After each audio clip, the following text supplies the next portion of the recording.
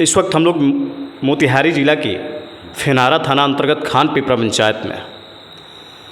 खान पिपरा पंचायत में हम लोग यहाँ के मुखिया, क्या नाम है आपका, ब्रिज किशोर पासवान जी के पास है। जो इनके साथ हुआ है ये काफ़ी दुखद है। दुखद मैं इसलिए बोल रहा हूँ क्योंकि अनुसूचित जाति जनजाति में अगर कोई व्यक्ति आगे बढ़ता है तो लोग उसे देखना नहीं चाहते हैं। इसी को लेकर के कुछ असामाजिक तत्वों को लोगों ने मुखिया जी को लगातार जान से मारने की धमकी दे रहा था और एक बार अभी प्रयास भी किया था। इसी संदर्भ में हम इनसे बात करने की कोशिश कर रहे हैं। मुखिया जी स्वागत है आपका। क्या मैटर था? मैटर यही है कि मैं इस गांव में जब भी निकलता था तो वो लड़का मेरे ऊपर नज़र उजर गिराता था। फिर क्यों आपके साथ ऐसा हो रहा है? छोटा जाति मानकर गलत व्यवहार लोग करता है, दूसरा क्या कहें।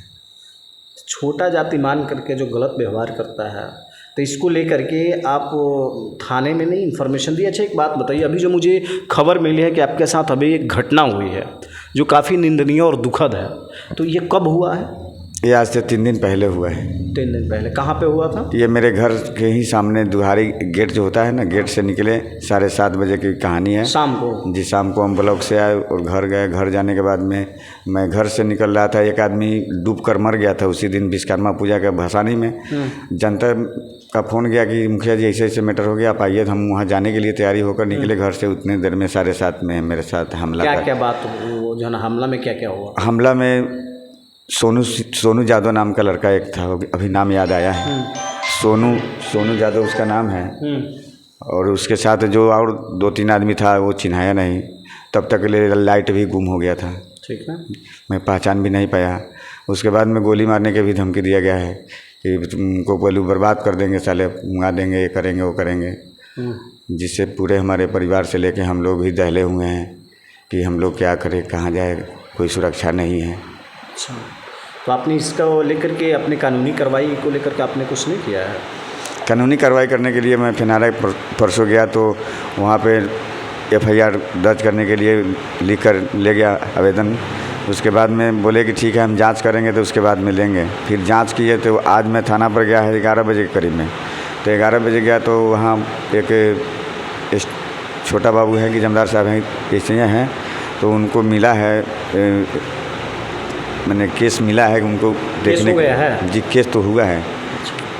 तो क्या चाहते हैं आखिर ये सरकार के अंदर में, जब बिहार में वर्तमान जो सरकार है नीतीश जी की सरकार, और सुनने में आया कि अब जो है ना लोजपा के जो आपकी पत्नी है वो महिला उपाध्यक्ष हैं, जो है ना महिला प्रकोष्ठ के जिला उपाध्यक्ष हैं, तो उनके राज्य में क्या उनकी सुरक्षा की जिम्मेवारी किसकी बनती है? जी, उनके सरकार में सुरक्षा नीतीश बाबू को भी बनती है और प्रशासन को भी बनती है कि एक यदि मुखिया के दामन पर यदि हाथ लग गया तो क्या प्रशासन के दामन पे हाथ नहीं लगा? क्या नीतीश कुमार के दामन पे हाथ नहीं लगा? इससे अच्छा है कि हम चाहते हैं कि नीतीश बाबू हम लोगों को मुखिया पद से ही अथी कर दे कि हम लोग नहीं रहेंगे मुखिया में, नहीं मान सम्मान मिलेगा तो काहे के लिए रहेंगे हम लोग। चिराग जी के बारे में क्या कहना चाहता है? चिराग भैया से मैं यही कहना चाहता हूँ कि जब से चिराग भैया आए हैं मेरे घर, जब से और पासवान जाति का गाना निकलता है उस पर भी जादव पासवान का एक्शनबाजी हो रहा है। तो उन लोग तो बाहर में रहता है, हम लोग तो गांव समाज में ही हैं। तो हम लोग जब स्थानीय है तो कुछ होता है तो बोलता है कि पासवान गाड़ी दे रहा है तो मारो साले पासवान को। तो हम लोग को भी दुर्दशा हो रही है। अब सुरक्षा भी नहीं है कि हम क्या करेंगे। भैया से भी दिल्ली जाकर मांगे थे कि भैया हमको सुरक्षा चाहिए, लेकिन भैया सुन नहीं पाए। भैया से हाँ बोलिए भैया से मिलने के बाद भी बोले भैया हमको सुरक्षा कीजिए, भैया हमको मालूम अंदर से हो रहा है कि हमको कुछ न कुछ घटना होगा।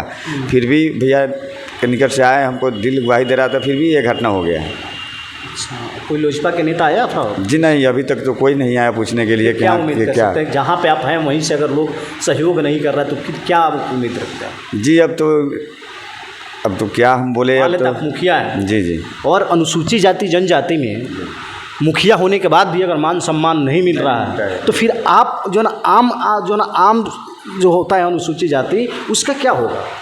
जब आप जैसे लोग सुरक्षित नहीं हैं तो? जी, जब हम भैया के लिए जब जान जीव लगा दिए, जब हम सुरक्षित नहीं रहेंगे तो आम आदमी का क्या अथी है कि सुरक्षित रह हालांकि आप पाएगा। मुखिया हैं जी जी। और लोग आपके मुखिया होते हुए आपके ऊपर हमला कर दे रहे हैं, तो क्या वो व्यक्ति चाहेगा कि आम जनता जो है अनुसूचित जाति जनजाति से आता हो उसका कल्याण हो? जी नहीं, नहीं चाहेगा।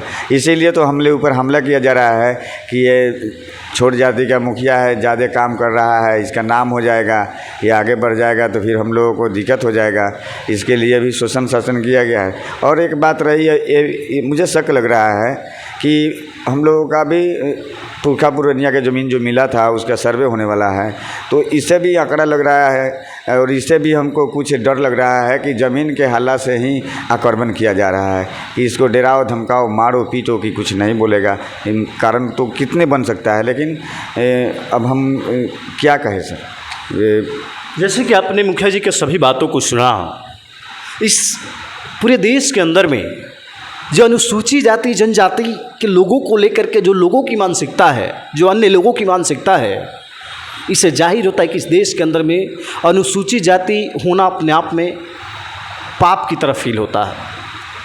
एक मुखिया जब अनुसूचित जाति जनजाति से जो ना आने के बाद, जब अनुसूचित जाति जनजाति से आने के बाद एक व्यक्ति जब मुखिया बनता है तो लोग उसको बोलता ये है कि छोट जात मुखिया बनेगा। इससे जाहिर होता है कि पेट में दर्द हो रहा है।